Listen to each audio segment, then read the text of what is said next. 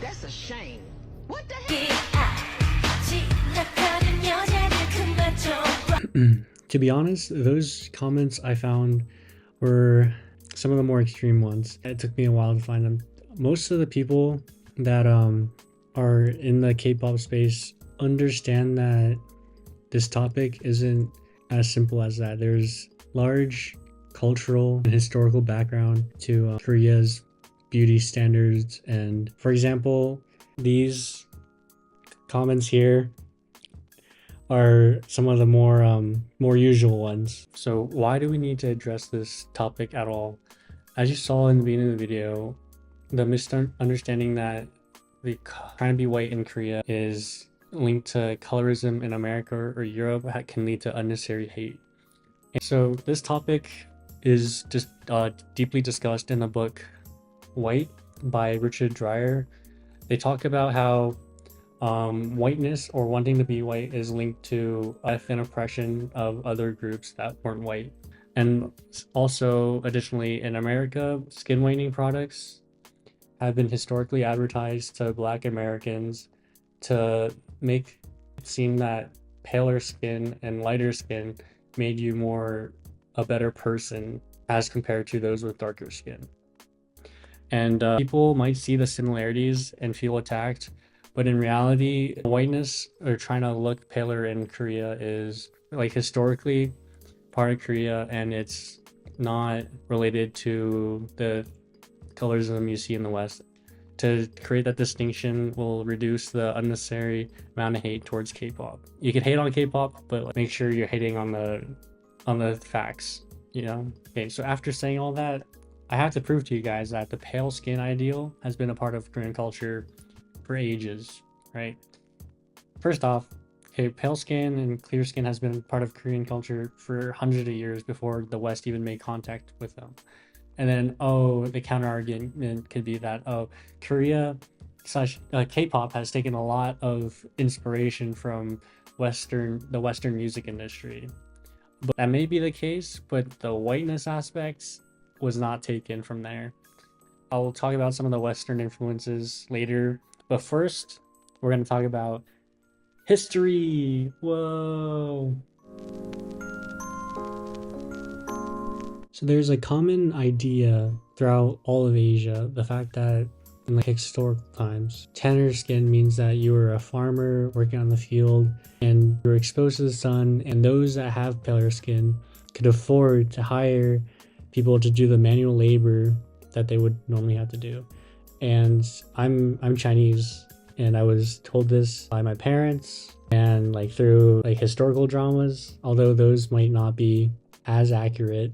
All the Koreans in the historical K-dramas that I watch are pale, so they must have been pale historically. But all jokes aside, there's actual evidence historically that Koreans preferred paler skin. So in the Joseon dynasty, which lasted from 1392 to 1910, there was a specific beauty standard for women, and it was divided into 3 categories, known as, okay, stick with me here, I'm going to butcher these words, Sambak, Sambak, Samhaek, Samhong. And Sambak was known as the 3 whites, which was based on the whiteness of the skin,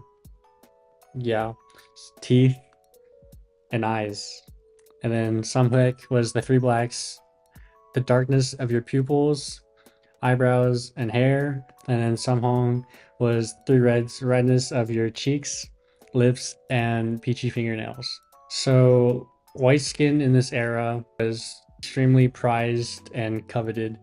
And 1392 was way before Korea had any contact with the West, so it's impossible that these beauty standards were due to the West. More evidence, such as ancient murals found in tombs in Korea, portray wealthy aristocrats / nobles with pale white skin. And in addition to those murals, in the folktale Chun Hoon Yang Jeon, protagonist Chun Hoon, love interest Mong Rong, puts on makeup to make his face whiter before meeting her. indicating that white skin has been preferred as early as 17th century, which is when it was written. So I think from all these facts, it is clear that Korea's obsession with whiteness is not connected to colorism in America or Europe. And it's important to make this distinction so that there's no unnecessary hate towards K-pop or their desire to have white skin. Like, there could be hate for other reasons, but we have to make sure the hate is rooted in correct reasoning so that other arguments, such as it's actually unhealthy to force all your idols to have whiter skin, is not like overswept with other facts that aren't as true. Sort of like online on all these web forums or Twitter or TikTok, I've seen people make the argument that, oh, Korea white skin, people would say like, oh, they're trying to be white or European, and then other people will defend it by saying, oh, that it's culturally theirs, like it's been part of their culture. And if the person who made the first argument and their main idea was to say that, oh, this idea is unhealthy, but by not knowing the actual Korean culture, that argument is lost because other people will defend it by saying it's cultural. If people acknowledge that it is culturally theirs, then another argument can be created towards actually improving these conditions and trying to break down this current beauty standard. For example, like, although not in Korea, in China, when I went to China this summer with my cousin, she's tan, so like when we would walk around China, other people would make like side comments about how dark her skin was, and she was very uncomfortable and felt really bad about it. And I feel like it needs to be changed, but no one's gonna accept this, a Westerner, like making an argument, unless you look through the lens of Asia or Korean culture and actually understand their viewpoint. If you're just looking through a Western lens, nothing will be communicated because they'll believe that you don't know what you're talking about. So you have to make sure you know what you're talking about so that what you're saying is actually taken into account. Also, K-pop in general, there's a lot of drama, and anything online is going to generate hate. I think it's important to make a distinction so that there's not unnecessary hate just online in general, because it's just not good for the mental well-being of people.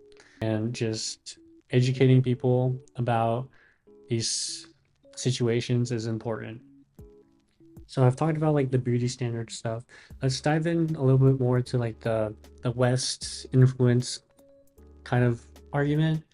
Not really argument, but like idea on whiteness. Colorism has been present in Western pop culture for a long time. So America is the biggest global pop culture exporter business system, and in America there's been historical oppression and favoritism towards white. And in the book I mentioned before, Richard Dreyer's White, they talk about how whiteness is associated with moral and cultures. Dreyer explains that colorism is rooted in the European colonial project where light skin became synonymous with civilization, rationality, and divine purity. When white people would go around colonizing other countries, they'd be like, oh, we're saving these people and we're superior due to the color of skins. And that whole idea. Well, how has this affected like the current main pop culture industry? So America is like number one, right?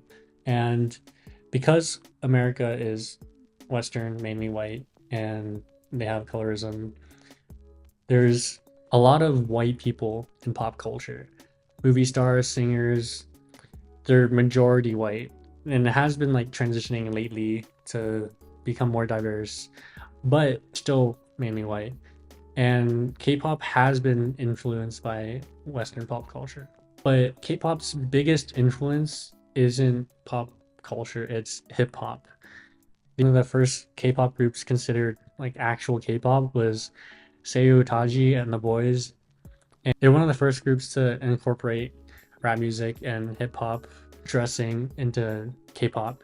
And now today you see like K-pop, a lot of K-pop groups have rappers like RM from BTS, but pop isn't the same as like pop. Hip hop is considered as black music by many people. Hip hop is black music.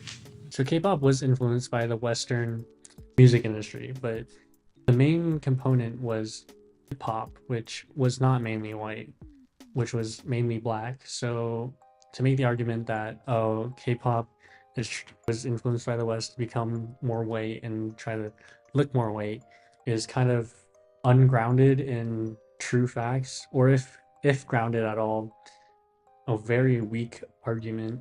And the reason I bring this all up is because the West has been a major force in popular culture for the longest time. And then once like an Asian country becomes a bigger driving force in popular culture, everybody's like, oh, they're stealing from pop, and they're stealing from that, and they're stealing, and everything was originally made by the white man. And I don't like that idea. I believe that Asian culture historically in the world has been stepped on by other peoples.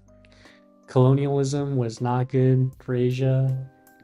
They were conquered, and we should try to stay away from that idea that everything came from the West. Koreans put a lot of hard work into K-pop and trying to make it what it is today, and to discredit them by just saying, oh, they basically copied the West and that's why they're popular, it's just not a nice thing.